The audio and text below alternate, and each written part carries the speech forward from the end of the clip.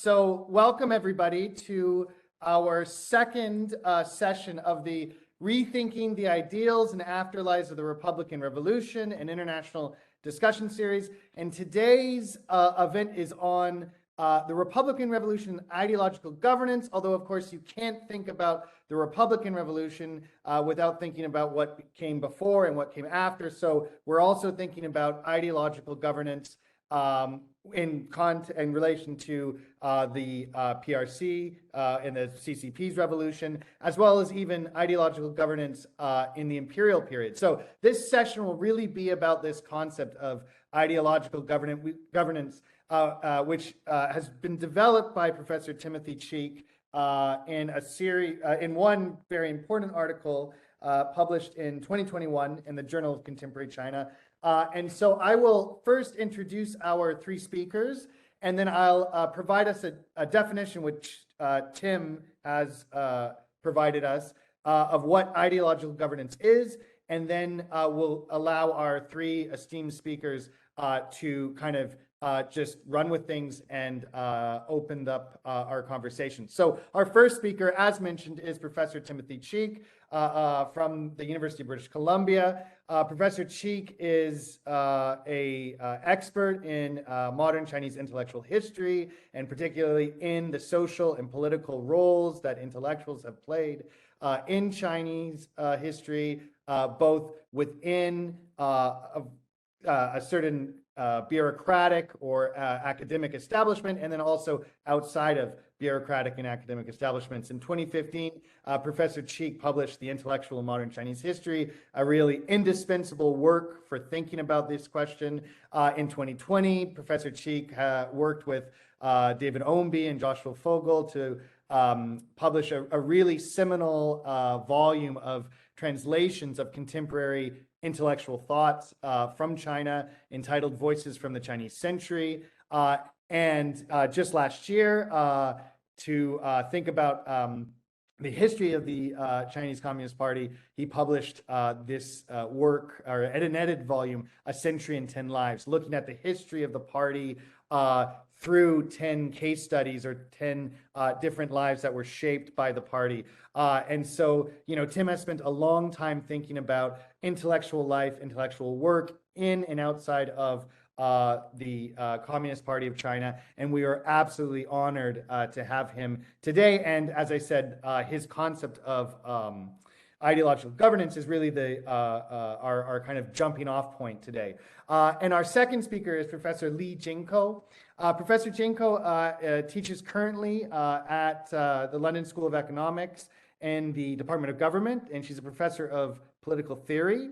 And she has published two works, major books, I should say, two major monographs. The first one is entitled Making the Political, Founding and Action in the Political Theory of Zheng Shizhao. And this is a very interesting work, which in preparation for today's event, I read through. And it's really, really interesting, this question of how do you make the political? So not just how you think the political, but how you actually enact, for example, a democratic politics in a historical condition in which there are no reference for democracy in indigenous political thought, such as early 20th century China. And so she looks at the work of Zheng Shizhao, a very important early 20th century Chinese thinker, for how you think, make a democratic political space, and the interesting ways in which Zheng turned to some Neo-Confucian visions, understandings of selfhood as a way to think through what that kind of political practice would be. So very, very interesting work. And in 2015, Professor Jenco published Changing Reference, Learning Across Space and Time in China in the West, which places questions of trans-linguistic, trans-cultural practice in the construction of knowledge paradigms at the center of our thinking of the relationship between China and the West. So a very, very interesting work. We are absolutely honored to have Professor Leigh Jenco with us today. And she has written a very, very interesting piece responding to Professor Cheek's notion of ideological governance, but asking the really important question is, is there such a thing as ideological governance from below? And how can, for example, literary production, literary transcription, in particular, the most popular forms of oral narrative and oral song, for Chinese folk songs, how could folk song collection be thought of in relation to a concept like ideological governance? And I was just so overjoyed to read this paper about folk songs in relation to political power, because I have also written on folk songs, and I think it's a really interesting question. So I'm very much looking forward to Professor Jenco's paper today and the discussion that will follow. And our third speaker today is Professor Joseph Fewsmith, who has written extensively on Chinese politics and over 7 monographs and many articles, and whose work is really a roadmap for thinking or rethinking and understanding Chinese politics. For example, in 2021, Professor Fewsmith published Rethinking Chinese Politics, this very important, very useful guide and book. His interest in questions of how we understand reform, how we understand institutional power, how we understand the relationship between the party, the state, and society, can be seen throughout his work. And just earlier this year, he published Forging Leninism in China, which I think will also feature prominently in our discussion today, which is, as the title suggests, really about how Leninism as an approach to party organization, to party-state relations, to the role of the cadre. How is this forged in China, and particularly in these crucial years between 1927 and 1934, where the communist movement was reconstituting itself in the countryside? And how did they do that? And what Leninism on the ground, what it meant, how it was constructed, and what that meant for questions of militarization, of the use of violence, hierarchy, relationships between within the party and between party and local society. So a very important book, and I think Joseph will be able to really provide an interesting perspective on Tim's notion of ideological governance. And finally, I'll just provide a definition of ideological governance to kind of get us going. As I said, Professor Cheek explores this concept in this 2021 paper from the Journal of Contemporary China, Xi Jinping's Counter-Reformation, the Reassertion of Ideological Governance in Historical Perspective.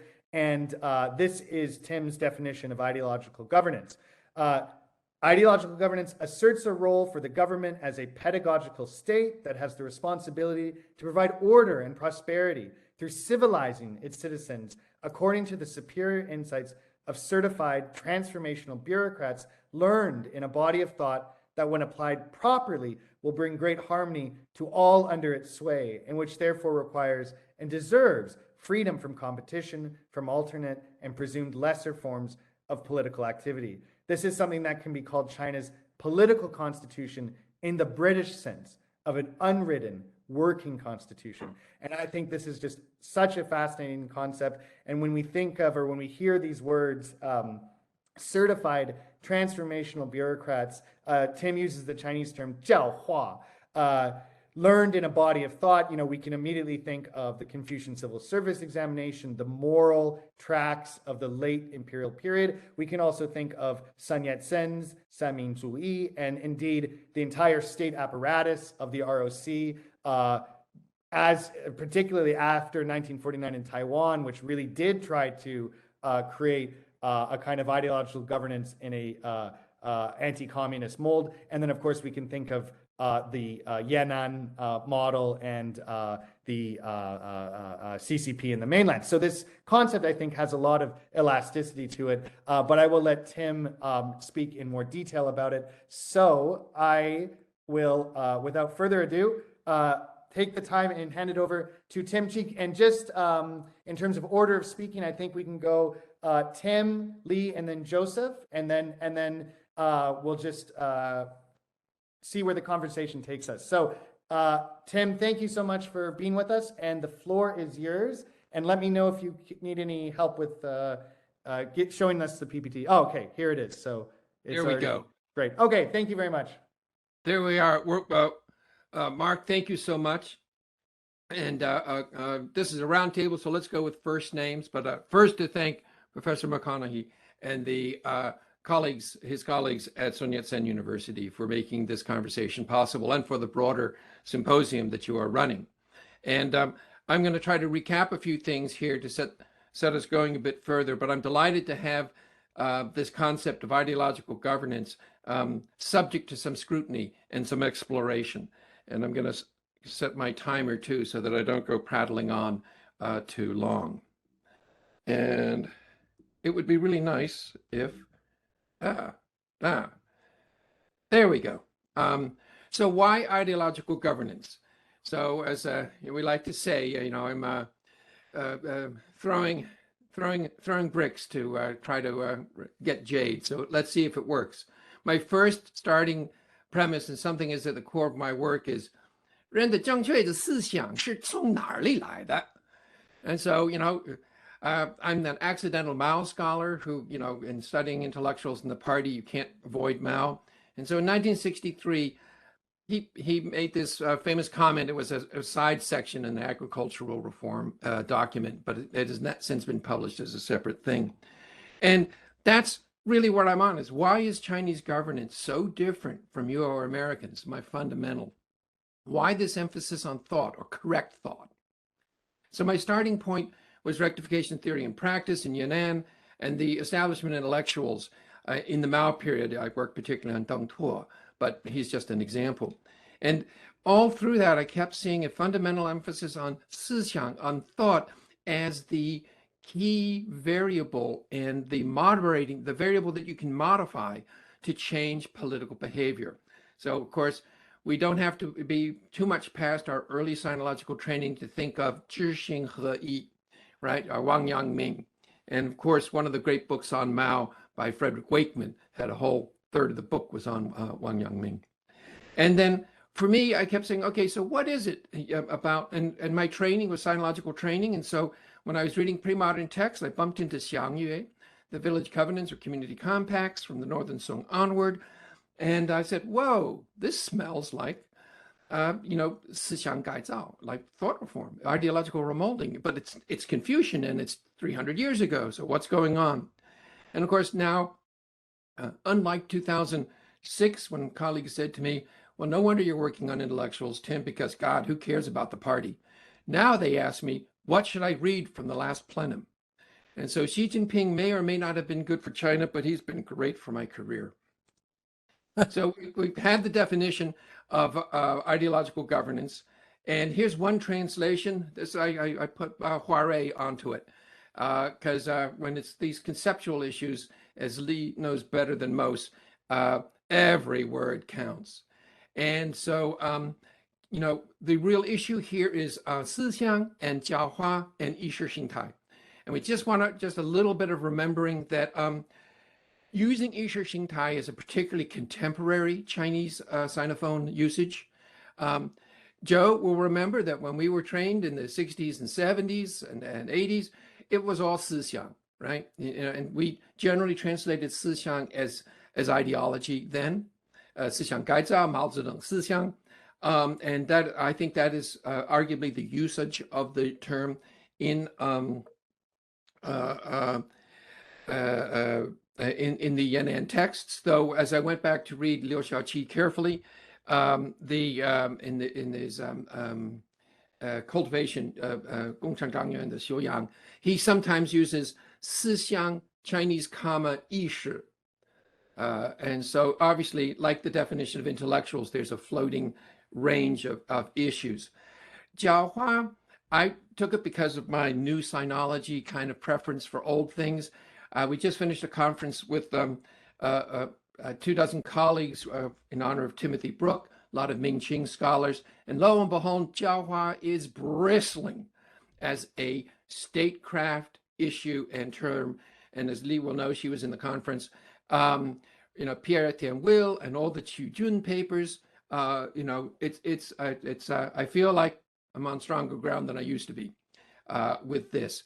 But that doesn't, just because there's a Jiahua orientation in Mingqing statecraft documents, governmental documents, and in 20th century, doesn't make them 一模一样. So we have to look at them more carefully. So one thing I might say, since Mark has read the definition, I don't feel the need to reread it. But one of the things is he added a line at the bottom about the unwritten constitution. And so, what's that about? So I think it's useful to think of political constitution in the terms that Peter Hennessy uses to describe the operation of Britain's unwritten constitution in the book, The Hidden Wiring, describing British politics in the 1990s. That peculiar combination of administrative measures used, powers agreed upon, and procedures deemed appropriate that tradition and practice have legitimated among top political actors. So that's my sort of framing thought about what would be a unwritten constitution that shapes political behavior over time. To bring it into China, the historian Philip Kuhn has drawn our attention to the significance of such an unwritten constitutional order for 20th century China, one that has dominated the concerns of China's politicians and thinkers. That constitutional agenda, he calls it, Kuhn shows, has addressed three key problems of governance: participation, competition, and control. These issues form the three dominant challenges of modern Chinese politics. Joe's going to check me on this. How political participation and public mobilization can be reconciled with enhancing the power and legitimacy of the state. So reconciling popular participation and state legitimacy. Second, how political competition can be reconciled with public interest. And third, how fiscal demands of the state can be reconciled with the needs of society. I am suggesting that ideological governance is such an unwritten constitution in late imperial and modern China. So just going quickly over those stages of how I'm a historian. I work inductively. I read a lot of stuff, and then I say, can I generalize or can I describe what I'm going? And I would consider ideological governance something along the lines of what Liz Perry suggests in her Anyuan book when she talks about cultural positioning or cultural patronage, mid-level theory. She didn't dream up the term. I didn't dream up the term. Lee will remember, she's better at theory. There's a famous, is it Merton or somebody? It's already well known, mid-range theory, I think it's called. So I started working in Yan'an and Wang Shiwei and the Yan'an rectification. But as I step back and look in terms of ideological governance, and we talked about these issues of administrative measures, powers agreed upon, procedures deemed appropriate, the issues of control, participation, and competition.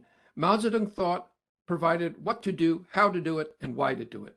Democratic centralism as an organizational series of norms, mobilizes cadres and citizens, manages conflict in the economy. Self and mutual criticism to ingrain correct thought, reinforce norms. Rectification depends on the power of correct thought and the impact of a mobilized, faithful cadre of leaders. And so Joe and I both tip our hat to Ken Jowett, his work on the Leninist response to national dependency. And I tip my hat to Joe, both in rethinking politics, but particularly in his forging Leninism, which we'll hear about more. So starting with Yan'an, that's all very well, but it was the work I did on Deng Tuo and the establishment intellectuals around him that just kept driving home to me, what is this Sixiang stuff? And also the, sort of neo-Wenren, neo-literati attitude of that particular generation of Chinese cadres. And if you look at people like Wang Yuanhua, the younger generation, or Wang Roshui and Ding Ming, there's something of that intellectual commitment to transforming the people. And they have the way I summarize Porel Deng Tuo and his generation is they paid the price of engagement. Fred Wakeman wrote a famous article on the late Qing intellectual, Wenren, who broke with the Qing system and paid the price of autonomy and were out of state power, these intellectuals were in state power and paid a very high price. And it even comes down to today. I think that's Zhang Shigong, but I could have the wrong photo. But it's one of the contemporary, in the color one, contemporary speakers for the PRC. So the long-term thing, and the article tries to give a little more detail, but just to give a sense of this history. And I love the slide. This is from Leigh Jiang's 1705 handbook to magistrates. But well, look at this lovely thing. This is for listening to the rural sacred edicts. So the Qing emperors ruled by the ideology of state Confucianism, rites, rituals, proper relations, all spread by community compacts and sacred edict lectures at the common level, though of course reproduced through the state the Keju for the elites. And so it's this Vivian Xu very productively has called this addressed this issue by talking in terms of resonance. She's got a couple articles out that I think are very good, that if you're interested in this topic, you really want to look at. So of course, Sun Yat-sen, first thing we think of with the pedagogical state is political tutelage, the Xunzheng. John Fitzgerald covers this beautifully in his Awakening China book, as have many other scholars, Wang Qisheng amongst others. Chiang Kai-shek and China's Destiny, One Purpose, One Party, One Leader. And Joe is going to walk us through this in a more sensible way. And then, of course, Mao and the Zhengfeng. So my point here is I can find a genealogy of something in particular. What is this thing? How do we talk about the relationship right down to today with Xi Jinping? And in work with Tim Brooke, he and I taught an introductory history class, China and the World, back around 2011 for a couple of years. And, he works on Ming statecraft. And we got into this conversation and he said, Tim, I'm working, he said to me, he said, well, he's working on Qu Jun, which is a very, very famous administrative writer in the Ming who became part of the required reading for the Qing Confucian exams, and is a statecraft writer. And he said, we should do the 20th century, and you, Tim Cheek, you're Mr. 20th century, we should do this sometime.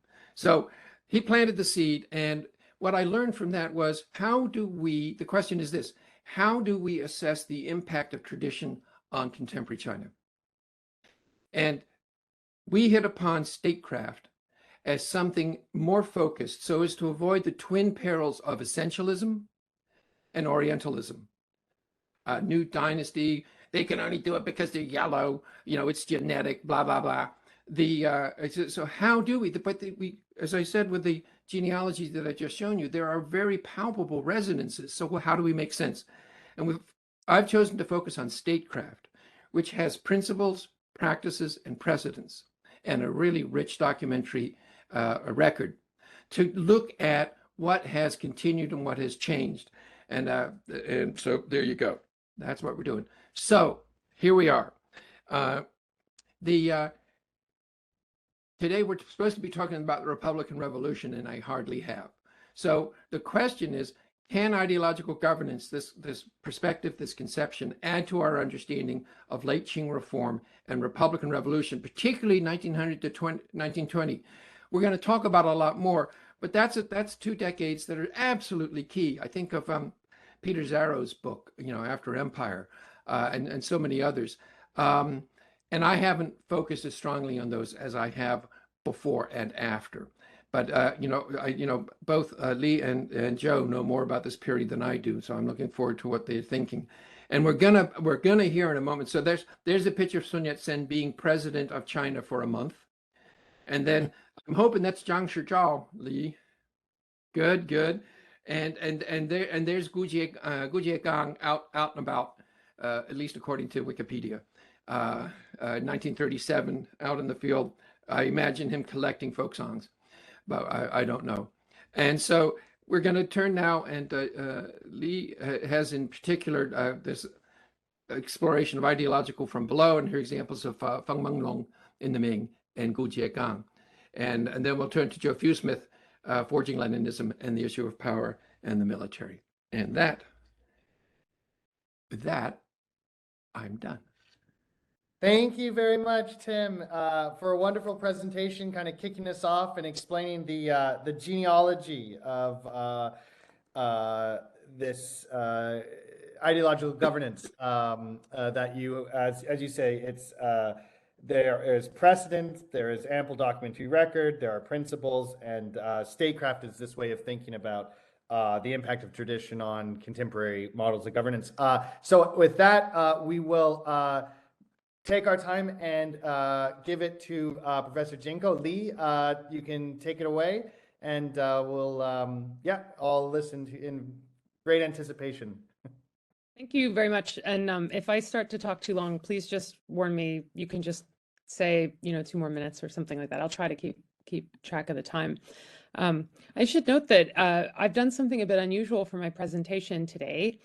I haven't prepared slides.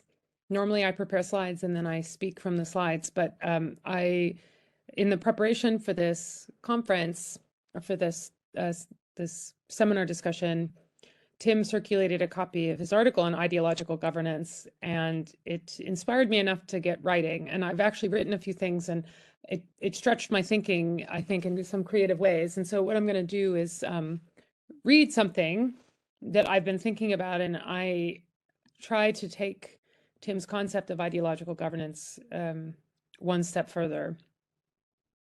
So I want to think more deeply and specifically about this possibility of using Chinese political thought for ideological governance, or the genealogies that structure a continuity between imperial China and modern China, not only looking backward from the perspective of contemporary Chinese politics and its contemporary manifestations, but maybe also going back to look forward from the perspective of historical alternatives, including paths not taken. So these include forms of resistance and paths of action taken up outside of the state. So in the spirit of Cheek's provocation, we might categorize these forms, as Tim has already explained, ideological governance from below. As a political theorist, I'm interested in thinking through not only what has already happened or might happen empirically, but also how we might re-envision the possibilities of politics and where we might find resources for such a re-envisioning. And I just realized recently that my entire career has actually been interested and preoccupied with this question of what meaningful political action can look like in non-democratic regimes. So in my discipline, political theory and political science, I think liberal democracy is often seen as a default. But I'm interested in what it means to act politically and meaningfully and transformatively, including political action undertaken by the people or by groups or individuals outside of the state, but in non-democratic regimes. So in the case of China, these types of political action may register some kind of formal equality of voice or perspective in political life, but they don't necessarily belong to categories of political action typically associated with democracy. I mean, they might, but I think a lot of them don't. So they're not typically associated with actions such as voting, institutionalized forms of representation, voicing opinions in civil society, or popular protest. Insofar as this kind of popular action takes forms beyond those we might already know about, it is perhaps not surprising that we must broaden our definition, I argue, of governance and politics to consider spaces around beyond the state and its leadership, and even beyond the sphere of civil society and other sites typically invested with political meaning. And as Tim mentioned, my first book, all the way back in 2010, it's been a while, Making the Political, I examined this possibility from the perspective of early 20th century Chinese conversations about the formation of an independent post-Qing political order. And I looked in particular at Zhang Shizhao and how he formulated a distinctive answer to the dilemma of how to make the political, how to make a democratic political space constituted by the actions of free and equal people, even when his audience lacked any historical experience of democratic rule or practice. Zhang's project, I argue, draws attention to how even uncoordinated efforts in personal and social spaces not typically associated with politics can have cumulative political effects. His solution turned on Neo-Confucian theories of the self to recognize how our embeddedness in concentric circles of influence, starting with ourselves, our families, and our wider social networks, could work in cumulative ways to incrementally transform our practices into more equal, empowered, and democratic ones. But one such space, not directly examined by Zhang, but examined by other Republican intellectuals, is the space of literary and cultural production. In imperial and modern China, this space held profound meaning as a site in which moral, personal, political, and institutional norms were aligned and debated. It was, in other words, I would argue, a site of ideological governance, but not one necessarily associated with the state, and not one that necessarily accepted what Tim, and here I'm quoting Tim Cheek, the superior insights of certified transformational bureaucrats based on a single body of thought, unquote. In fact, for the late Ming Dynasty intellectuals that form the basis of my current research, as well as for early 20th century Chinese intellectuals seeking solutions to the problems of national identity and state building, it was precisely the very body of thought that certified these transformational bureaucrats which came under their closest scrutiny. Some of them crafted a vision of ideological governance from below by challenging the singularity and elitism of the state-led, bureaucracy-focused body of thought, even as they agreed with the premise of ideological governance, that how people thought and what values they held mattered so crucially in the functioning of political life that it was important to get those values right. This is the Zhengque Sixiang that Tim said began all of his thinking about ideological governance. So Tim's article actually explains this rectification of thought and practice as a tool of ideological governance associated with 教化, or transformation. So typically, Tim explains it as top leaders, such as emperors or bureaucrats, who are seen as exemplars of morality and thus models for the correct ways of acting, thinking, and speaking. So in my research, I've been exploring how and why some Chinese writers in the late Ming and later rejected this elitist model in favor of seeing the people as themselves moral exemplars distinctively worthy of emulation. Notably, the moral exemplarity of the common people was most demonstrated in their capacity to produce literary works of undeniable aesthetic quality and expression, which was held to be evidence of their moral capabilities and insight. This is actually tied to late imperial debates about Wen, about literature and what literature was, which I can answer some questions about in the Q&A. Capturing their authentic voices thus becomes a project of preeminent political importance, even as the sites of those voices are expressed in forms and locations we do not typically associate with politics or state making. So let's consider one early modern effort by the Suzhou native Feng Menglong at capturing authentic voices of the people in the form of folk songs. So Feng, of course, would not use the language of ideological governance, equality, or democracy to describe his work, but I argue that by harnessing and including the voices of the people in literary and cultural spaces typically associated with the bureaucratic elite, folk songs disrupt the ideological governance at work in those spaces. They present a counter-civilizing influence that challenges the content and site of the right kind of thinking. So Feng produced a huge corpus of work in the late 16th and early 17th century, ranging from several academic commentaries on the Chunqiu, which has to be the driest of all the Confucian classics, to handbooks on jokes, gambling, and card games. He's quite a character. I've yet to encounter any scholarly literature that manages to synthesize all these different aspects of his personality, but he is perhaps best well known for his collections of vernacular short stories and folk songs, guazhi, our hanging branch, and shangge, mountain songs. The latter of which, mountain songs, record songs written in his native Suzhou dialect Wu. Now, these mountain songs, however, despite their name, were not from the mountains at all. They were decidedly urban in their conception and themes. They were sung by common people as well as laborers in Suzhou's primary industries, including boatmen and fishermen, male and female prostitutes, and textile and dyeing workers. Not that the workers weren't dyeing, they participated in dyeing cloth. Many of the songs drew on ordinary objects such as spindles, shuttles, fishing nets, and dye stones as metaphors to express the intensity of desire, specifically sexual desire. There's a lot of veiled eroticism, particularly female sexuality at work in these songs, and metaphors of weaving and fishing underscore all of them, right? Or many of them. So the second song in the collection, called Sideways Glance, Sul. Now, this is a translation I'm taking from Sant'Angelo and Oki, but I've modified it because the translation in that text was not so good, but I'm not a poet, so this translation has no literary merit whatsoever. I just literally translate the song. I think of being with you, driving me to distraction. I need neither matchmaker nor dowry. The silk net catches fish, all of them caught up in its eyes, that is to say, the holes of the net. 1,000 silk cloths are produced by the shuttle. And here we have Feng Menglong's comment, no smiles are allowed, no glances either. So it is said in these poems of the Odes, the Shijing, which is a classical canonical text of poetry, and the Inner Rules of the Book of Rites. Coming up in its eyes, produced by the shuttle, such reflective language is most ingenious. It is what local custom calls double entendre. So here he's alluding to the fact that all of these ordinary everyday objects are used to allude to particularly feminine desire. They are double entendres for talking about sexual passion. The shuttle, in particular, an ordinary object encountered every day by male and female weavers in Suzhou, is used by the singer of this poem, who is likely a woman herself. So often the poems and songs are in third person, but they often are assumed to indicate they're third person, but they're assumed to be sung by the person who. Now, I'm not saying that correctly. They're in third person, but they are crafted and sung by the person that is referred to in the poem. So we can sometimes see these poems as expressing a subjective desire, but of the singer or him or herself. So the shuttle is used by the singer of this poem as a metaphor for that which yields profuse desire, likely also referring to an obvious part of male anatomy. I won't get into that now, but and there's also lots of other double entendres.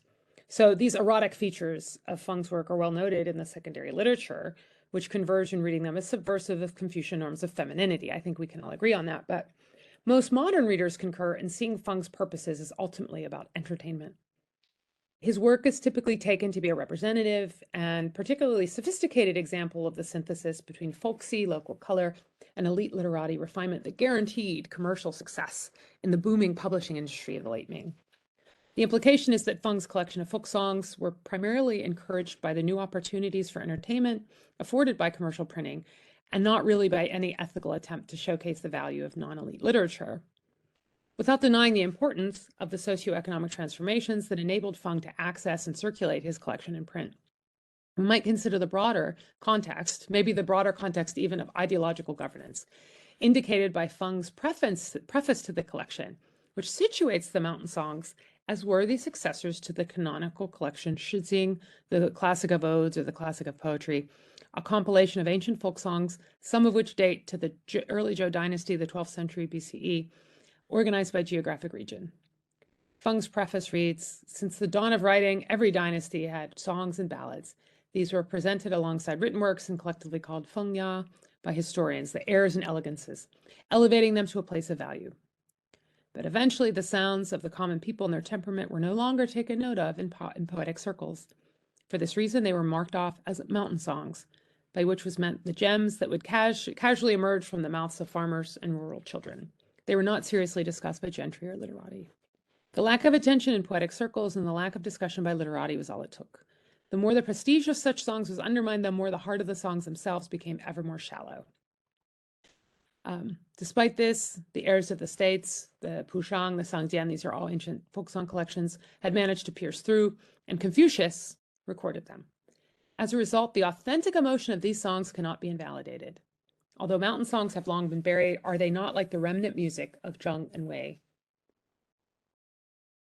That ends the preface. So in reflecting broader patterns of the universe that could also serve as objects of moral emulation for both present and future readers, the odes, compiled historically, traditionally held to have been compiled by Confucius, did more than merely register desire, even though they share many analogs with the veiled eroticism of the Feng Menglong collection.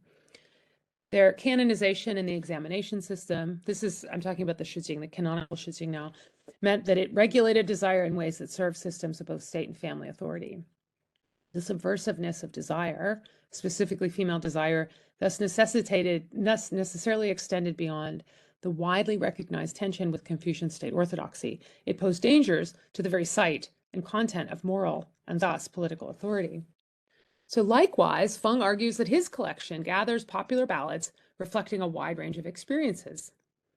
As invoked by Feng, the canonical texts that he analogizes his collection to can be said to constitute not only a model, but also an apologia for his collection, aimed at contemporary readers who are perhaps hesitant about the possibility of its aesthetic value. But unlike his peers who tended to see folk songs as valuable because they emulate cosmically universal models of poetic composition, Feng takes a different approach. The remnant music of Zheng and Wei, to which he likens his folk songs, would have been recognized by his readers as belonging to what Confucian orthodoxy deemed to be the debauched section of the canonical odes section. So that would be of the canonical odes collection. So those would be the poems that Jusi would say, you shouldn't read them unless you want to learn about what not to do and what not to feel, because they were filthy. They were lascivious, they were sexual, they were debauched. So good Confucians don't learn from them except to learn what not to do, right? So yet by presenting these subversive songs, the Zheng and Wei songs, in the format of canonical literature, arguing that his folk song collection is analogous to the Shijing, the Book of Odes, Feng continues conversations and conventions of the Chinese textual tradition, but puts them to new and revealing uses. For Feng, the very act of recording lyrics sung by the most marginalized people in society means to value them as literature, and to value them as literature means to position them as morally transformative. When such songs are recorded, moreover, they can be transmitted to the people of later eras, who can then access their self-evident value in composing their own works, and what was effectively the same thing, enabling their own self-cultivation. So I argue that in presenting this record of the perspectives, practices, and ways of life in the non-elite laboring urban underground, Feng's work bears resemblance to the early 20th century folklore movement that would herald folk songs as the true voice of the oppressed and diverse Chinese nation. And this is something Mark knows a lot more about than I do.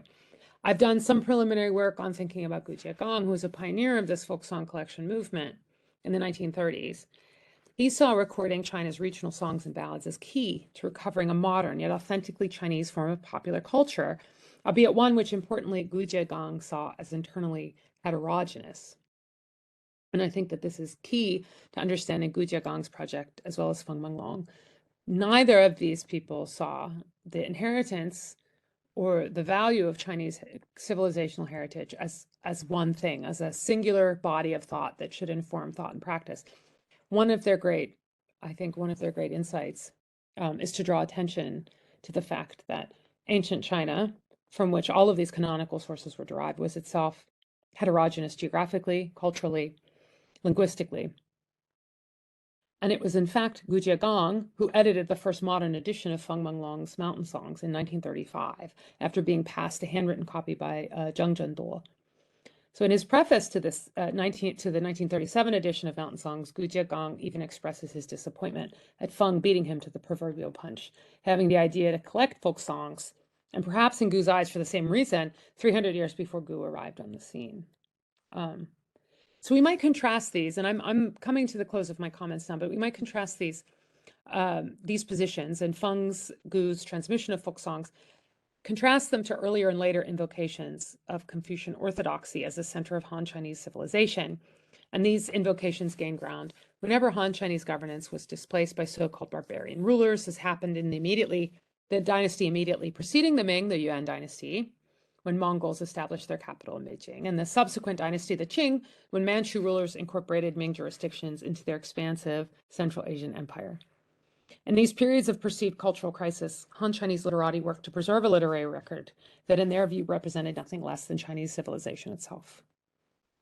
So perhaps not surprisingly, what they preserved was typically representative of a very narrow Confucian vision of Chinese civilization, often defined in terms of cultural and racial purity, homogeneity, and the exclusion even of long-standing Buddhist and Taoist influences on Chinese literary production. These repeated efforts at literary retrenchment often targeted the odes themselves, this canonical Shijing text, smoothing out their heterogeneity by removing the contamination. This is exactly what Jusi called it, the contamination of barbarian and licentious influences on their production. So just as Gu Jiegong's work to see the odes as genuine expressions of a heterogeneous neo-Confucian or non-Confucian life world in the ancient Chinese past challenged the ethnocentric orthodoxies of his time by doubting antiquity. That was the movement with which Gu Jiegong was most closely associated. So too does Feng Menglong's mountain songs disrupt the chauvinistic foundations of Han Chinese civilization. By drawing parallels between the odes of ancient China and the folk songs of his time, Feng and arguably Gu Jiegong forced elites to confront the existing Chinese literary tradition as an already heterogeneous site of diverse perspectives, inflected by differences of geography, gender, ethnicity, and class. His flamboyant comparisons eased the way for a further expansion of that tradition through the inclusion of non-elite literary production, which challenged not only the content of the literary canon, but also the moral guidance and cultivation seen to flow in and through it for precisely these transformational bureaucrats that Tim talks about as key leaders of ideological governance. Insofar as literary production was the exclusive and definitive site of debates about moral value in the early modern period, and the site of what I have been calling ideological governance, Feng's intervention can be understood as radically consequential. So I've been using this language of ideological governance in this talk to explain how folk song collections and the very act of collecting them might be understood as political and a meaningfully political act in early modern and maybe even modern China. We might understand Feng Menglong as resisting Jiao governance, this is Tim Cheek's language again, by producing different kinds of Jiao to do the Huaing. Here, the people and their spontaneous expressions of emotions are the teachings we must emulate so as to transform themselves. So the teachings, the Jiao, are coming from the people, and the things being transformed, Hua, are not the people, but the leaders themselves, the elites, right? We might also say, to take this language even further, probably farther than it really needs to go, we might also say that Feng and possibly Gu launch a kind of alternative rectification movement that both undermines the bureaucratic line while also questioning the homogeneity and singularity of that one right way of thinking.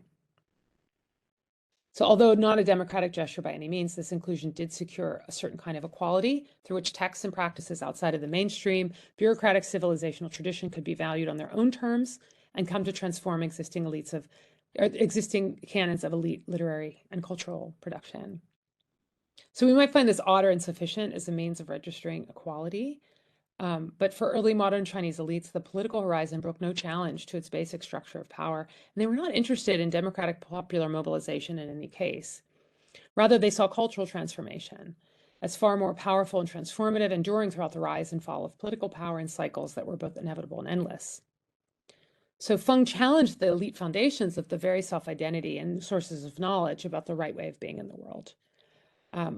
Finally, though, I admit there are many unanswered questions. The biggest one for me might be, is this kind of ideological governance from below really sufficient to challenge or resist ideological governance from above?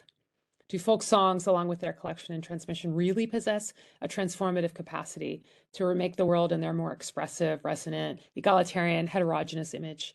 Or does the failure to access or engage the levers of state power, the robust enforcement we see so frequently utilized in the regime of Xi Jinping, condemn these approaches to irrelevance? And I'll stop there. Thank you.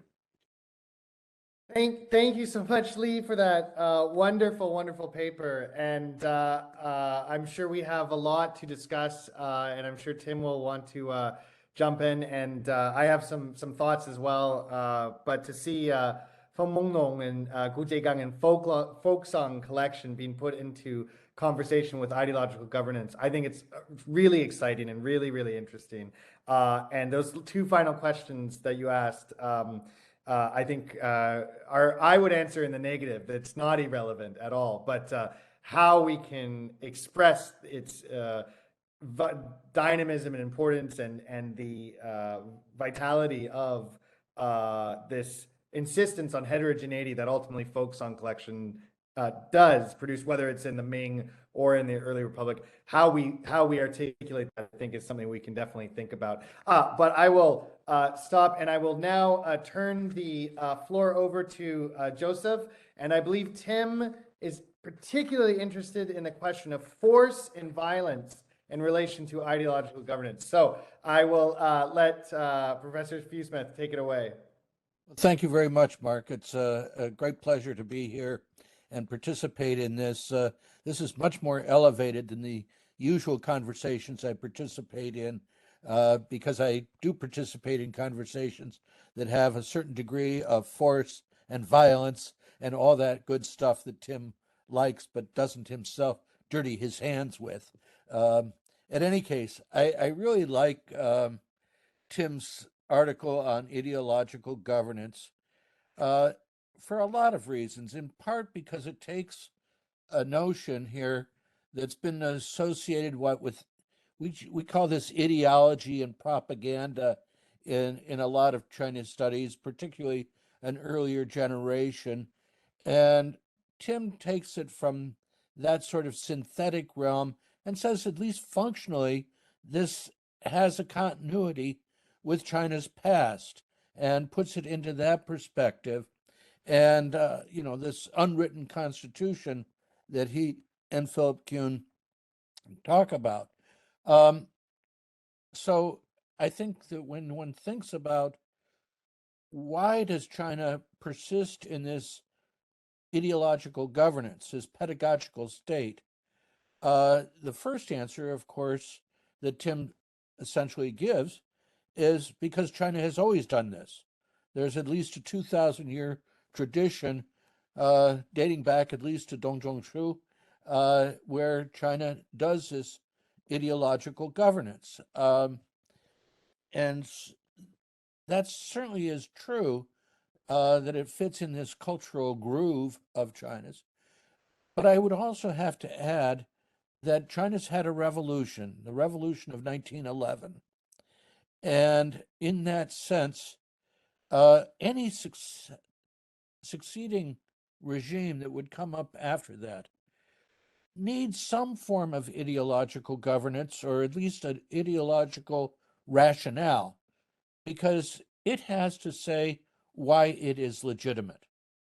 And so it needs an ideological rationale. It needs to say why it is not just a partial, a factional interest. That was done just fine by the warlords. And that's one of the reasons why they never governed, at least China as a whole. They never had that ideological legitimacy. As a governing entity, you have to say that you represent the public interest.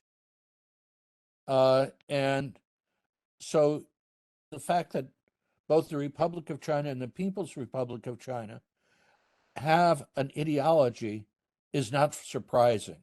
Both of them are making a claim, a truth claim, that they represent the truth. And this is not something that can be checked empirically. It's an ideological vision. I've got the word from the guy upstairs or something of that nature that says, this is why I'm empowered.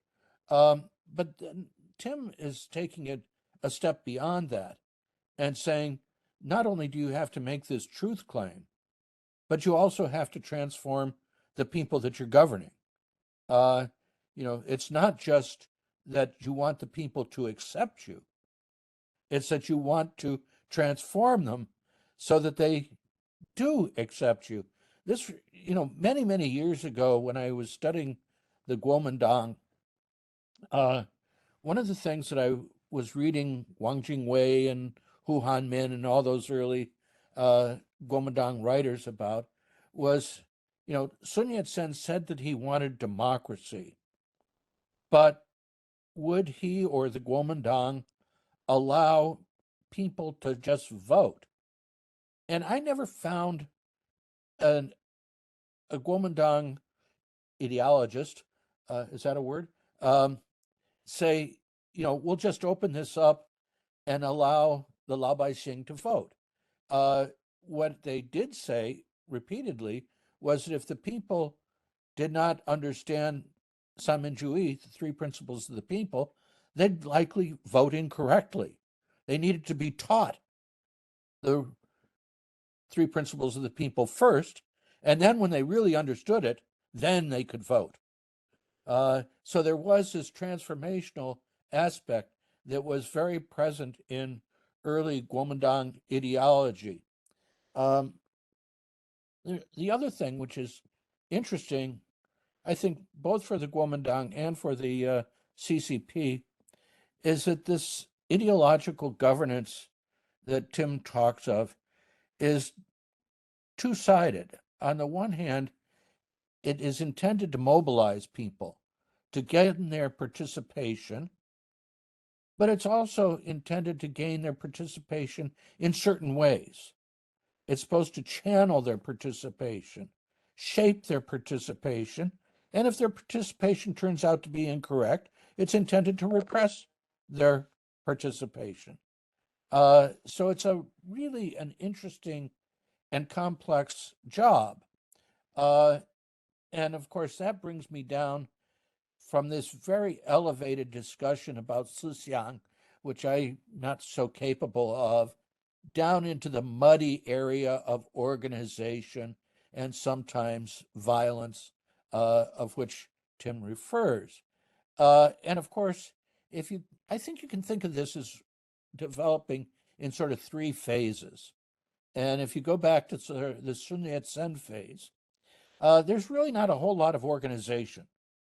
Sun Yat-sen was a talker, right? He would talk your ear off. If somebody expressed interest in his ideas, they might end up in a hotel room talking till dawn. He made his relations very personal. He develops relations with the top members of his organization. He travels throughout the world developing relations with individuals, sometimes with, individuals who often headed organizations of overseas Chinese or whatever. And of course, in China, he developed relations sometimes with warlords, sometimes with other political figures, often with secret societies. He was never very good at developing an organization. It was not really until Borden comes down from the Comintern and says, look, son, if you really want to rule this place called China, you need an organization. And in fact, it would be really helpful if you take your ideas about the three principles of people and put them in a book. And of course, Sun Yat-sen could never sit down long enough to write a book, but he was able to give a number of speeches.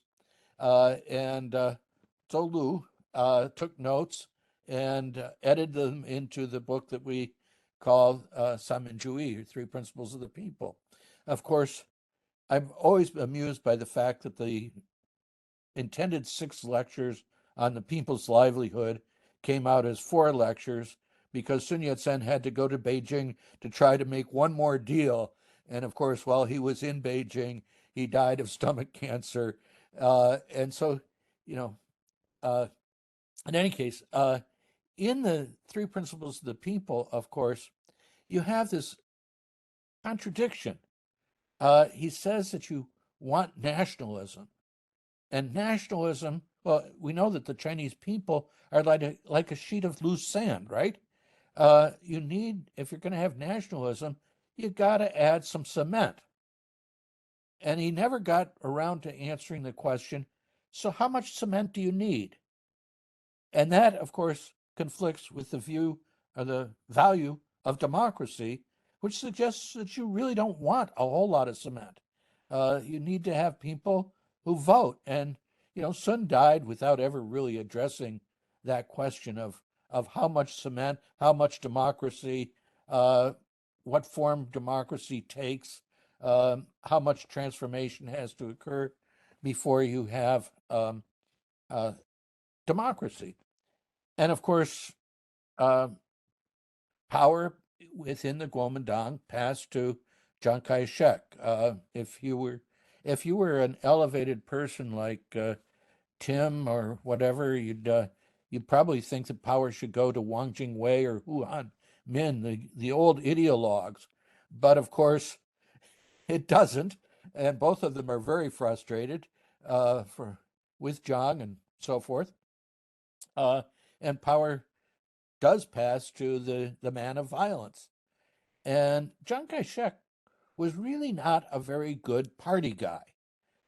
He passed party organization on to Chen Lifu and Chen Guofu, who made it a very personalistic, patron-client sort of organization. And Jiang was kind of involved in the party enough to make the Chuns, the CC clique, couldn't dominate the whole party. You had the sometimes called the political science group. You had the Western Hills faction, obviously the Whampoa clique, and so forth. Chiang Kai-shek was very comfortable with a factional structure of the Kuomintang and of the army. And of course, most of all, he was a military man. And as a military man, he was not very involved in Sixian. That was a little bit estranged from him. And so, without more party unity, you couldn't really have much of a propaganda department. You had no sanctions. If somebody had a different definition of the three principles of the people than somebody else, well, that's okay. They all believe in some Dewey, don't they? Good enough for government work. And so, this was obviously one of the great weaknesses of Chiang Kai-shek as a political leader, is he could never really garner widespread support within Chinese society. Of course, Japan and the communists on two different sides made that particularly difficult for him. I'd say Japan made it really difficult.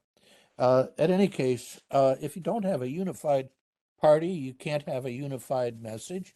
And there was never any powerful ministry of propaganda. You could never have a Deng Tuo in the Kuomintang. Really couldn't happen. So I think that it's really, if Zhang is phase 2 of the evolution of ideological governance, Mao Zedong and the Chinese Communist Party is phase 3. And obviously, you have a much more coherent ideology, although exactly what that ideology is very much contested. Obviously, Chen Dushou had different interpretations of the ideology than Mao Zedong. Let me just 1 second check some. Now, Mark and Tim have very kindly mentioned a book on forging Leninism in China, which suggests or argues that this ideological governance that begins to take place in the Jiangxi period is really a matter of violence and force. Mao's control, whether physical, organizational, or ideological, is very much contested by local communists. And they are wiped out, quite literally, by Mao and his allies. He's never able, his own rule is contested by the so-called international faction, Bogu and so forth, coming out to Jiangxi and so forth. We can skip over that and then get to Tim's favorite part of party history, which is the rectification campaign, where they can really bring ideology and organization together. And I do think that is a really critical turning point in party history. And the way I think of this, how do you enforce this discipline, which is both an ideological discipline and a physical discipline? People got tortured. People got killed in that movement. And why would people accept this sort of regimen? And I think part of the answer is war. You have an extremely violent external environment, and that makes people, I think, much more willing to accept ideological and organizational discipline. I think that you can even see that in countries like the United States after 9/11. There's a much more nationalistic atmosphere, I guess you would say, which means that people really are much more willing to accept government control, government rules, and those are still with us to a large extent. Maybe with this midterm election, we're moving away a little bit finally. But in any case, not get this into American politics. I do think that is interesting, and that, of course, continues through the Civil War period. It is repeated with the Great Leap Forward and so forth. And finally, Mao Zedong dies. and the atmosphere finally begins to loosen up. And this ideological governance that Tim talks about also begins to loosen up. I remember Hu Ji-wei, the editor of People's Daily, talking about, well, what do we do if the party's wrong? I don't know that Deng Tuo ever asked that question. Hu Ji-wei is saying, do we write what we're told to write, or do we write what's true? And, the party never quite reconciled that question before Tiananmen and all that happened. And neither Jiang Zemin nor Hu Jintao were particularly ideological. Society could develop. I'm not sure I want to call it civil society, but society could bubble along and come up with different, I'm not sure I would call it ideologies, but different thinkings. And the orthodoxy of the party began to weaken.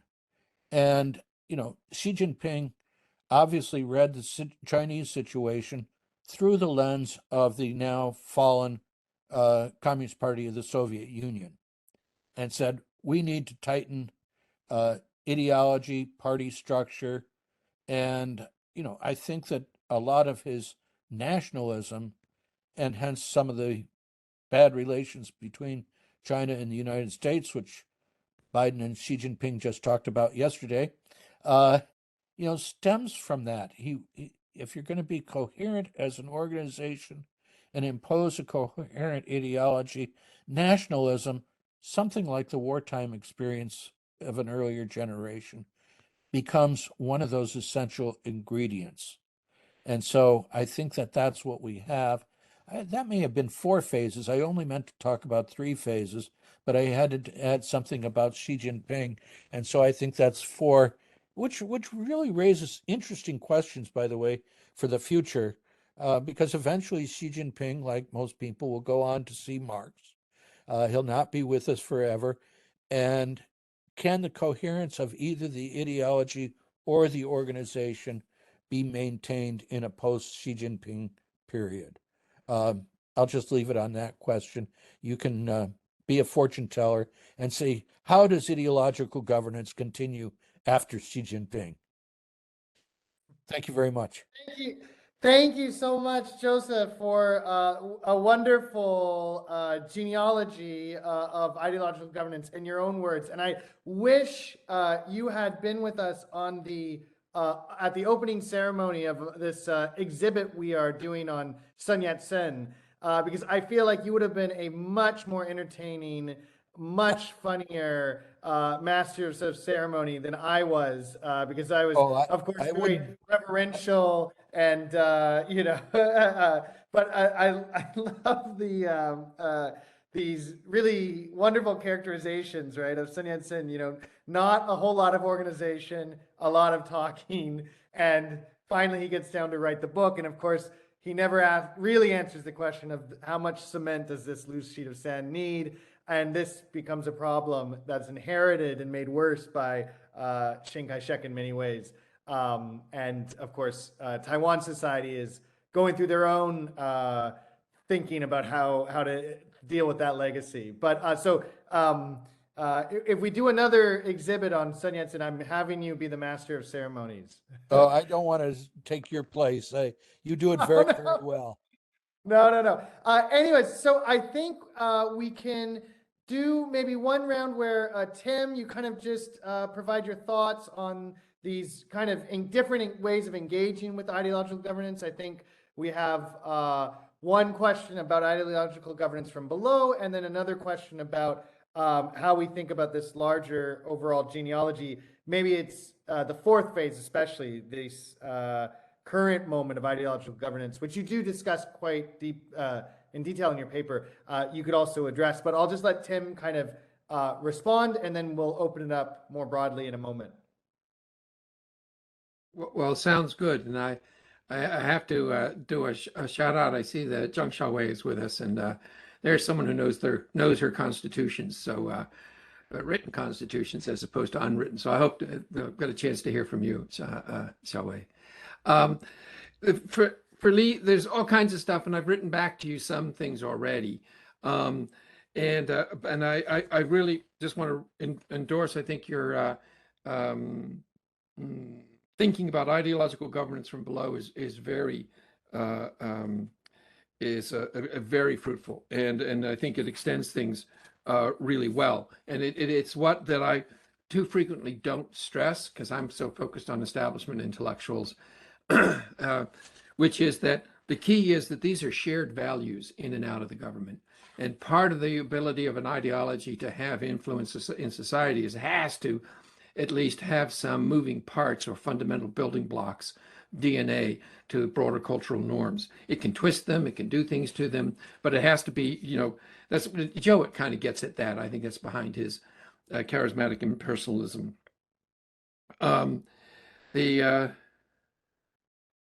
But I wanted to give you a little bit of feedback. And so that is, and I think you put it better than I did, Leigh, those who choose to jiahua outside the institutions of the state agreed with the premise of ideological governance, that how people thought and what values they held mattered so crucially in the functioning of political life, of what, to use your language, making the political, that it was important to get those values right. And I think if we look at Gloria Davis's book on Worrying About China, that's what they're on about in the 90s and 2000s. So I think that goes up to Joe's fourth phase, or moving towards it. And also a number of those thinkers that Gloria Davies covers so carefully and so well are outside the government. Though I keep seeing them trying to influence the government, and that's the intellectual state orientation. But your Feng Menglong and Yu Gujiegang are really important because not all important Chinese intellectuals were either in government or trying to talk to government. And I think that that's really very, very important. I'll give you a challenge. So how much either Feng or Gu was valorizing peasant culture is not clear to me. And some might argue that the Confucian populism of Feng Menglong was to welcome the Lao Baixing into the transformative conversation of elite literature, adding to it but not replacing it. For the Republican period, I'm put in mind of two phases of the rural reconstruction movement associated with Liang Shuming and Yin Yangshu, James Yen, in the late 20s and early 30s. It was definitely populist movement in its faith of the rural modern, as Kate Merkel Hess has described so well. But by the late 30s into the war years, the leaders of the rural reconstruction movement succumbed to the temptations, siren temptations, we might call it, of government support and became part of the nationalist rural administration. And their work shifted, this is the important part, from empowering the people to training experts to implement technical modernization for them. So even the 1,000-character books that James Yen popularized seem more of a welcome to ordinary folk to join the ranks of the literate and what the literate were already reading. Still, some of the rural reconstruction activists, like the sociologist Yang Kai-dao, the American trained as Cato Young, promoted community-based versions of xiangyue. That is, that wasn't fully common folk centered, but at least it trusted the local literate population, the village intellectuals, to apply Neo-Confucian community organizations and principles. So a little challenge there for you to think about. For Joe, I still want to know, how do I reconcile power and force and sixiang? And so, the retort to saying, well, great, Tim, you're talking about sixiang, and it's, I have the same doubt that Leigh has. He said at the end, the failure to take control of state power, does that make literature or sixiang, too bad, so sad? I think you have a partial answer when you say it's war. When you have war, everything's out, everybody's got to close ranks. When you don't have war, right? So why, how do we cope with the brutality, the power, the forcefulness that we know happened in Yan'an with this so much effort spent on 思想 and scholars today like Huang Daoxuan at Beida, they're going through the diaries of people in Yan'an, and Tony Sage, and to the degree he could get past David After, showed us, that there were some people who believed.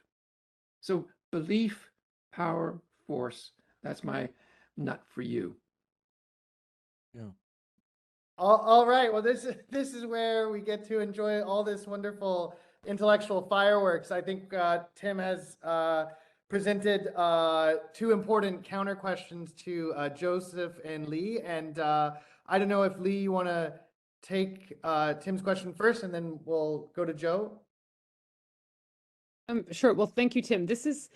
I have to say, like, this conversation is really giving me a lot of good ideas, and I never really thought about the connection between Feng and Gujiagang, and then Gujiagang and the present. I just want to thank you for helping me articulate what the political stakes might be of their intervention. And I would agree with you that more work needs to be done on the extent to which someone like Feng Menglong in particular were actually valorizing common values or common life, and not just, I guess, co-opting them or I don't know.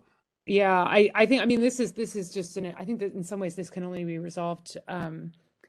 Well, it can be resolved empirically. We can look at their intentions, and we can look at the effects that their collections had and how they were received. But we might also want to think about them as doing things that might exceed their own intentions. So the effective inclusion of non-elite voices into the category of wen or of shi, like literature or poetry, had necessarily transformative effects. It was inherently subversive in a way that people who were doing similar things around Feng Menglong and Gujiagang just weren't. So, but I mean, that's an interpretive point that could use a bit of refining. But I just wanted to share something in response to this question about power and violence on the one hand, and then the Sixiang or thought on the other. And this is going to sound very odd, but hear me out. So, like many people, I was rocked to my core when the Supreme Court of the United States overturned Roe versus Wade.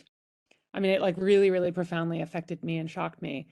And it struck me that in that moment, I felt fundamentally disempowered, that there was nothing that could be done. I was out of state, I was out of government. And all of a sudden I realized this is precisely the position Feng Menglong found himself in, and many late Ming intellectuals found themselves in. They were out of office effectively because there weren't enough offices to go around. I mean, Feng Menglong did eventually achieve like a very sort of low-level bureaucratic position but he was not in post for a very long time. And he saw in the transmission of these folk songs something meaningful, playing the long game beyond the ups and downs of great power politics, I suppose. And it struck me that maybe I should take a lesson from Feng and from people like him who saw in the transmission of texts, of voices, something that is inherently political and of great value beyond the sort of the contingent episodic actions of, political ups and downs of political power. I sort of had this revelation about what he was up to. And you think about Confucius, 述而不作，信而好古. I transmit but do not create. I believe in and love the ancient, right? Like transmitting becomes supremely important as a political act at times of disempowerment, at times of political disempowerment. And I feel like looking to people in people who are acting under non-democratic conditions, whether that's in positions of disempowerment or positions of simply living under authoritarian regimes or whatever. I mean, they're out of state, they're out of power. I mean, what can we learn from these people to inform our own meaningful political action? And I understand that's not a contemporary Chinese politics question, but it is in a way. It's addressing this question of power and Sixiang, and why is Sixiang important? Because Sixiang plays the long game. Sixiang changes people's hearts and minds, and that's the real victory of politics, isn't it? Anyway, just some thoughts. But thank you, Tim, for everything. And Joe, I really enjoyed, I was taking careful notes. I really enjoyed listening to you. And I don't have much to say about Joe's presentation other than thank you. So. Well, Leigh, it's good to see you again, and thank you for your comments that you've made at this roundtable. I really learn a lot from them, and just your comments now about whether Sixiang wins in the long run or not. Maybe it's always in the game, isn't it? It did occur to me that as I was running through this 20th century genealogy very quickly, I kind of skipped over the Deng Xiaoping period. And in some ways, if you're thinking about the post-Xi Jinping period, which I hope will come, I have great confidence that it will come sometime. The Deng Xiaoping period is really interesting, and I hope that there'll be another Deng Xiaoping in China's future. At any case, Deng Xiaoping as a person just did not like ideology. He thought these debates were absurd. And he, like a civil engineer, he wants to build a bridge. He doesn't care about the aesthetics. He wants to get the goods from one side of the river to the other side of the river. I didn't mean to use the river analogy there, but I did unintentionally. At any case, what happens when you stop paying attention to ideology? Well, you start getting fights, both within the regime. We have, spiritual civilization, bourgeois liberalization, and from below, as you have, well, not just the Wang Roshuis, but other people thinking about the ideology, thinking about even such heretical thoughts as neoliberalism.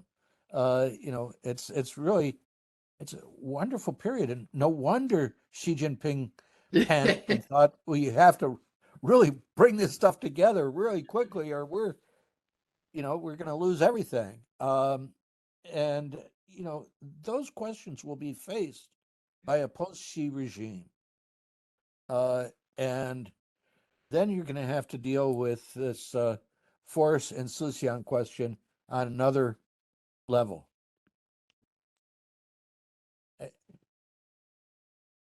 Yeah, that's basically all I have to say. I think Deng Xiaowei is Yes. eager to get into this conversation. Absolutely.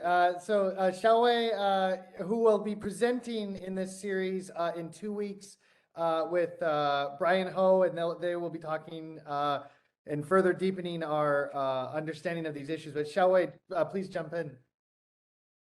So thank you so much, Tim, for articulating that issue, ideological governance. This is something I also think a lot about. And you also ask people to fill in what's going on between 1900 and 1920. And actually, that's my time period. The first book I wrote is on the 1911 revolution from a political culture perspective. So I argue that 民权, that's the key concept in the 1911 revolution, which changed the political legitimacy in China. So all the future regimes have to argue 民权, and a rough translation would be popular sovereignty. So I think Leigh talked about the default in the field of political science. I would say that's the default in sinology and China studies too. Liberal democracy, when we think about democracy, that's liberal democracy, but not just liberal democracy, but the Anglo-Saxon liberal democracy, which actually creates a lot of unnecessary burden for us historians. So if you look at Liang Xichao and all the books he was reading in Japan, you see the two biggest scholars who influenced him the most is Rousseau and Boulanger. So one is French scholar. And of course, from the Anglo-Saxon perspective, whether he is a liberal is questionable now. I was really shocked when I gave a talk at Hoover Institute. Someone came to me and said, why do you study the most problematic thinker in the West? But I think it's not a historical question at all. This is what Liang Qichao was writing about when he was talking about 民权,国民之主权,主权在国民. And then the second person is Bolonjili. Of course, he's German. So after the Second World War, all the German liberalism, I felt, they were diminished. And his link to Hegel, and of course, Carl Schmitt, he just completely brought down this genealogy of German liberalism. But if you look at what Bolonjili actually wrote and what Rousseau wrote, you would find they talk about popular sovereignty too, even though they don't talk about the Anglo-Saxon kind of popular sovereignty or Anglo-Saxon concept of democracy, which is focusing on the individual and government shouldn't interfere.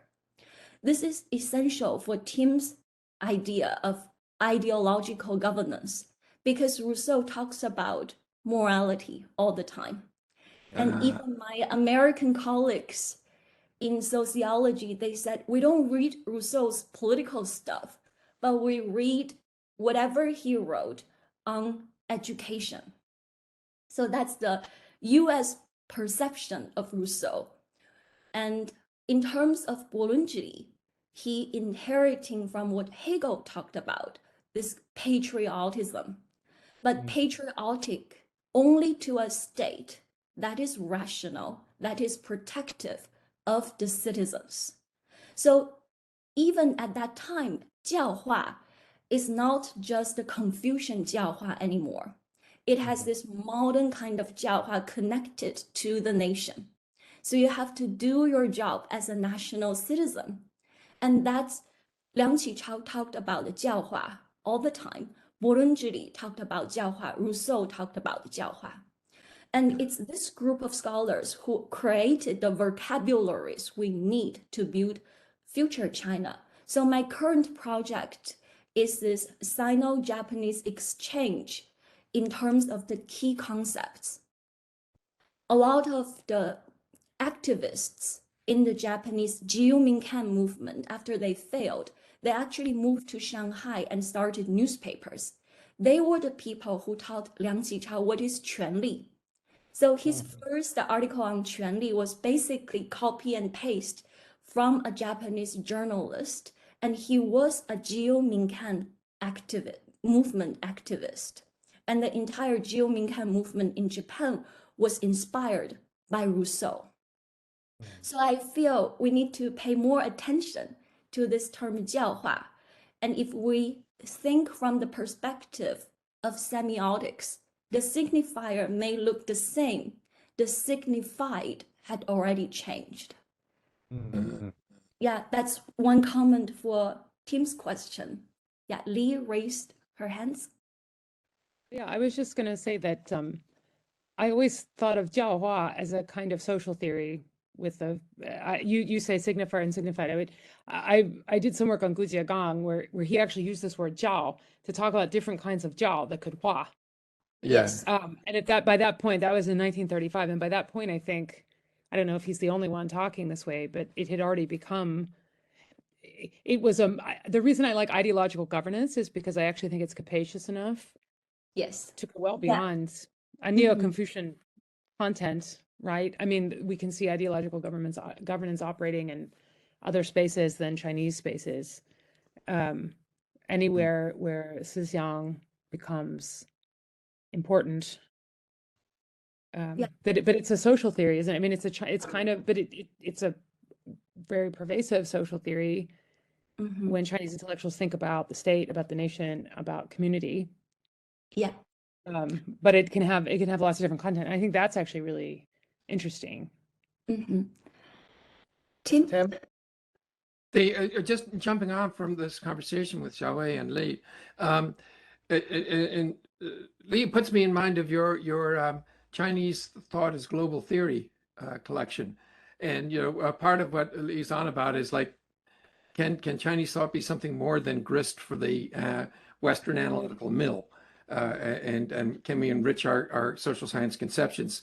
are you suggesting 教化 might be a way to talk? And so how would we articulate that? I mean, part of ideological governance is what I'm doing, but 教化 as, how would we, do the sentence long translation, which is the necessity to transform the thinking, which I think, and I think it's cognito-affective, as I like to say, that it's feeling as well as thinking, emotion as well as rationalization. How do you say thinking, feeling, thinking, affect and intellect, to affect people's will. And so, somewhere in my notes, I have this thing. Steve Van Zoren did a great analysis of the Mao commentary of the Book of Odes, and it's not Mao Zedong; it's ancient text. And he just, he just really talked about that it's will, and after all, literature, 文以载道, right? So it's all, how do we articulate that? Would you have a shot at giving a definition for 教化 as a social theory? What I mean by that is just a recognition that that power circulates in forms other than just bare violence. And I think Xiao Wei was indicating that when she says we actually have examples of this in the Western tradition, Rousseau being one of them. In fact, Rousseau is quite canonical in my field in political theory, and he's understood as valuable for his influence also on the American Revolution, on the French revolutions, which defined some people defined modern democratic politics. So it might be worth thinking about someone like Rousseau. I mean, it might be worth thinking about propaganda work as meaningfully as civic education. All of these are implicated in the project of transforming citizens, because even within liberal ideology, like I'm talking about like very mainstream political liberalism as practiced by people in my field, you have a recognition that there is a need for liberal education, and there's a whole subfield dedicated to liberal education, and that's precisely what it's 教化. I would call it 教化. But because this public education is not operationalized as a social theory, as a way of understanding, I would say understanding the transformative potential of cultural production inside or outside the state. I think particularly in democratic states, I think you have to think about what's happening outside the state. And for Gu Jiagong, that was really important, because what was happening inside the state was very corrupt and sclerotic, and he was more interested in finding out what was really going on among the voices of the people, because that was so important to get right. And everybody, of course, disagrees about what it means to get something right. So this is just the start of, this is a prolegomena to a definition of 教化 as a social theory. Yeah. It's good to know that Rousseau is so essential in the field of political theory. Still, I'm thinking about in the field of sinology. I started to reread a lot of the classics produced in the 1950s, 1960s, the studies on Liang Qichao. So they always define liberalism in the very narrow Anglo-Saxon post the Second World War, Hayek, and all those ways.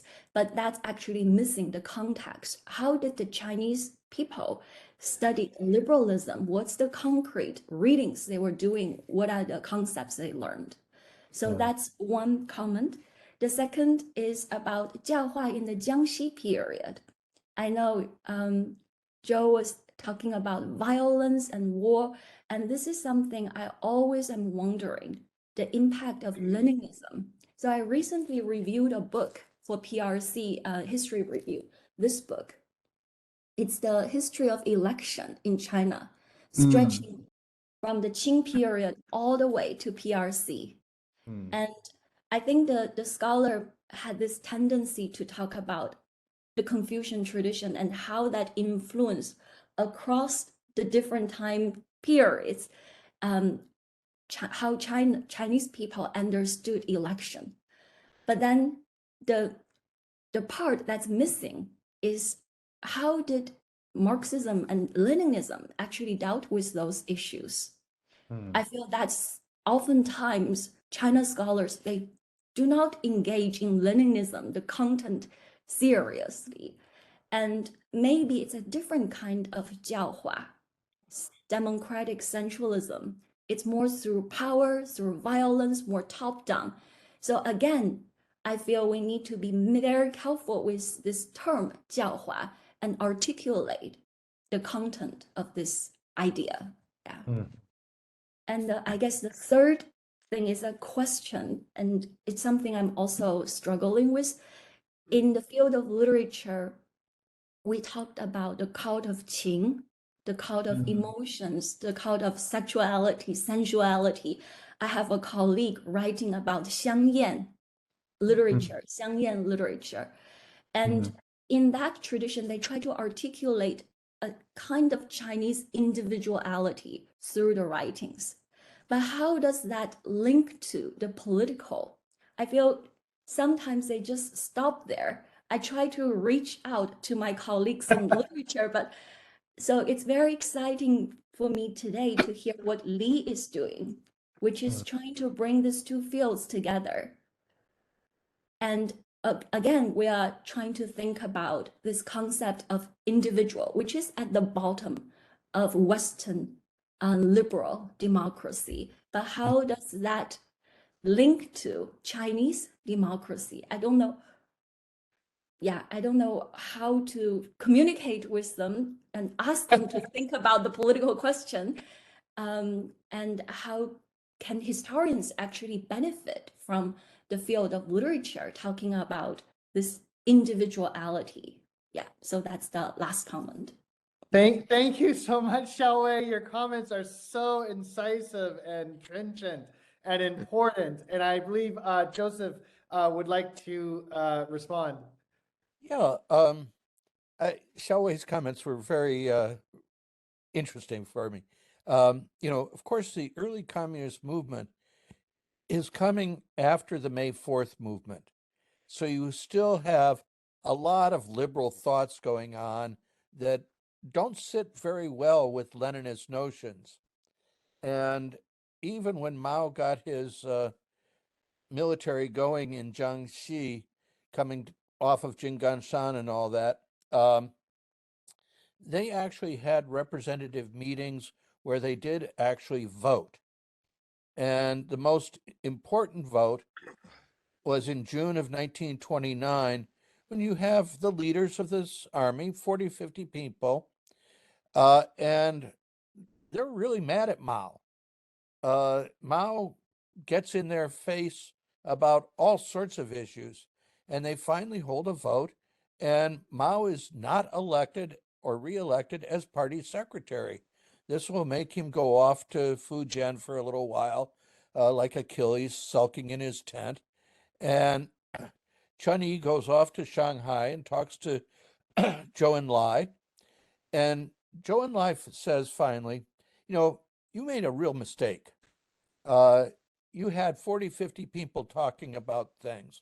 What you need to do is have the party committee talk about these things, reach a decision, and then explain the decision to the other people. None of this election stuff. So this is a real interesting turning point where the party is very manifestly going from, having at least some residual liberalism to let's forget about that stuff.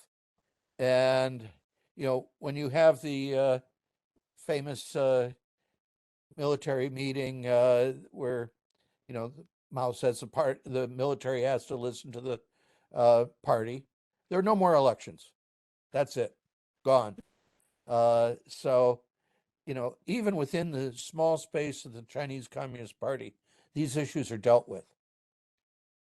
I gotta throw back at Joe since I've got him on the deck. So you really give us a vibrant understanding of Su Fan and the use of ideology to knock out their competition, right? The local communists, the sons of the local elites who have that mamsy-pamsy reform communism. When Mao and the external army come and got to get rid of them, they don't just shoot them. They say they're A.B. Tuan, right? So that's Su Fan. Yeah. So what sense do you make of rectification in Yan'an? And because it's a version of Su Fan, but it's different. I do think, I haven't looked at Yan'an the way you have, but it seems to me that the extreme violence of the Jiangxi period is not replicated. It's much more of an organizational, you have enough organizational superiority where you can call in some dissident, defined as a dissident by the party, and you can really, whether it's dingling or whatever, you can really apply pressure. And unless you have some really hard bones like Wang Shiwei, you yield to it. They don't take those intellectuals out and shoot them, except for Wang Shiwei. And that was a mistake. That was a mistake. They'd already given him the lobotomy before then, so it was okay. Yeah. Yeah, I think you're right. Fred Tevis calls it coercive persuasion, right? And I think what you remind us, Joe, is that however the Jiaohua or the Sixiang or the ideological governance is working, it is always in the context of power relations. And so when war comes, you said, bang, I think one of the things that killed liberalism in China was just the destruction of warfare. But in Yunnan, they had enough order that they could take a different version, so perhaps the different valencies within Jiaohua or ideological governance are activated in different material or power relation conditions. Yeah, very definitely. Yeah, this is just such a wonderful conversation. I think we really only have about 10 more minutes left, but I just wanted to take up just briefly for a minute, just the question that Xiaowei raised about literature and politics, and particularly the folklore movement in politics, because and how we think this and how we engage our colleagues in literary studies. And I think, and this links back to some of the questions that Leigh raised in her talk. The first thing I would say is that folk songs were part of the party's Jiaohua mission. So folk songs were eminently political. For example, in 1957, a lot of people don't know this, but at the moment that the Great Leap Forward was launched, it was launched in conjunction with a folklore movement. It was called the New Folklore Movement, 新民歌运动. So I actually wrote about this because I was really fascinated by the idea of, okay, so what is a socialist folk song, right? And they took this very, very seriously. And there's lots of volumes from 1957, 58, 新民歌运动 and the new red songs, and it's quite interesting because they really felt that as these people labored in the Great Leap, they should be singing these songs that are supposed to be inspiring and moving. And so it was this effective mobilization. And this can be traced all the way back to at least Mao's talks at Yan'an on literature in 42, right? Where literature is this space where affect, the emotions of the people, as well as the Sixiang, is to be molded and through story, through narrative, and also by taking old bottles, taking new wine and putting it into old bottles. 旧瓶装新酒. So the idea is we have these old bottles, which is these old folk songs or these old performance forms, right? Whether it's opera or other kinds of performance traditions. And so we need to infuse them with new content. So this is the Yangge song movement, right? So because the people are used to these forms, but the problem is the content of the songs are just of these narratives are not revolutionary enough. So this was like a real problem for revolutionary aesthetics, and so that's one way of linking to the politics. But what I find interesting about Gu Jiegang, going back to Leigh's paper, is the May 4th folklorists. They had this real empiricism to them, where they had it written in their folklore journal, the most famous folklore journal of the Republican period. One of them, at least, was Ge Yao Zhou Kan, which was published from only 1922 to 1925, but it was very, very influential. Zhou Zuoren, Hu Shi, Lin Yutang. I mean, anybody who was anybody in Beijing Republican letters at that time did something in and around this journal, and they said specifically, you cannot change the content of the songs. So it's like 180 degrees opposite of what they were doing at Yan'an. You have to respect whatever you write down in whatever dialect. You have to write it down, no matter how obscene it is. And we're going to truthfully put this on the page of this journal. So, and what's interesting is they really emphasize this 不可以润色, like to change it, to craft it. And so that also is a kind of politics, right? That's a politics of we don't want to change folk culture. We want to, and somehow, I mean, there is a certain romanticism to it. We want to keep it and preserve it. But so I like to think of folklore as folklore study in China moves from the Minjian to the Dazhong, right? It becomes, originally it's about this kind of ethnographic sensitivity, and then it really quickly becomes, by the 30s and 40s, to this putting new wine into old bottles. So I think we can think about, like, as Leigh, I really love what Leigh said, as this preservation, this collection, in and of itself is a political act, but it's a political act that refuses to have these forms be co-opted into a kind of 教化 or a kind of revolutionary state project. So that would be one way of thinking about that question, right? Because the folklore movements do really have different kind of methodological commitments.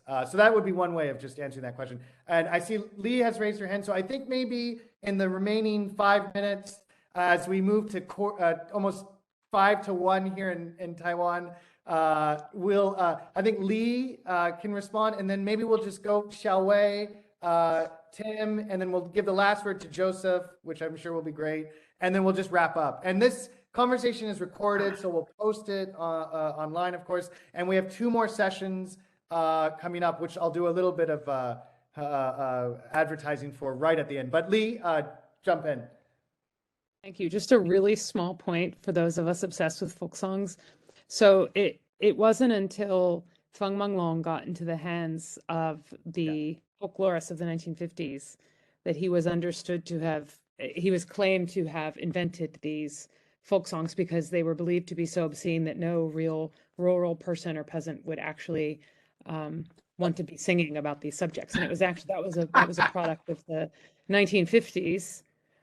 Whereas Gujiegang actually was, as you say, Matt, very bold in recording even very sexually explicit or obviously, subversively sexual components of his folk songs, as was Feng Menglong, and that was sort of the point. But it's now, oddly enough, in English language scholarship, they seem to have accepted this 1950s reading of Feng Menglong hook, line, and sinker and say, well, no, he obviously recorded, he didn't accurately record these things. He created them for the delectation of elites, right? When I don't think it's clear that he's done that at all, but there's so many there's so much politically at stake in folk songs. I had no idea until I looked into it, how much was going on. But I think we need to do a conference. I think please. Everything I know about, I would say 90% of what I know about folk songs in the Republican period is from you. So, or actually in the pre and post-war.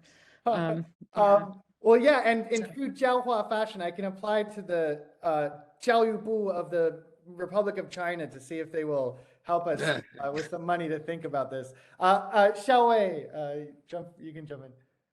Yeah, at the beginning, Tim said he worried that this Jiaohua model can be too essentialistic or orientalist. I think after this discussion, you are encouraged to take on this project because I agree with Leigh.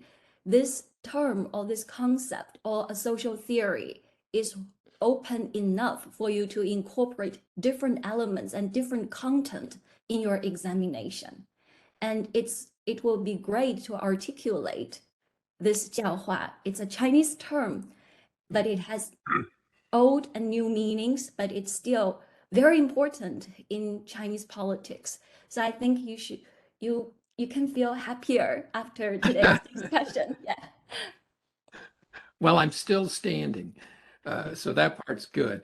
And So my closing thought is, and particularly with for Mark and Leigh, 情感是思想的一部分。有关的领导要引导群众想正确的思想。So obviously emotion is part of 思想, because that's for me, the value of 思想 is that it's both intellect and affect. And Mark, what you raised is really, really good. My thought too, because Deng Tuo bumped into the folklore movement in 57, 58. And he even did a new version of the Tang Shi San Bai Shou with claiming that anonymous authors must be minjian, which, of course, they were not. They were just not very famous literati. So all I would say there is that represents a case of state co-optation of effective cultural production by Lao Baixing and Wenren. But that maybe that's a circuit of just like the state examination system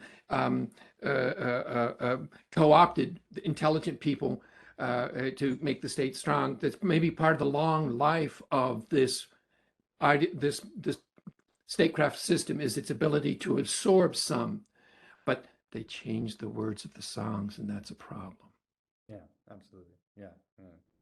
Thank you very much, Tim. And Joseph, any final thoughts?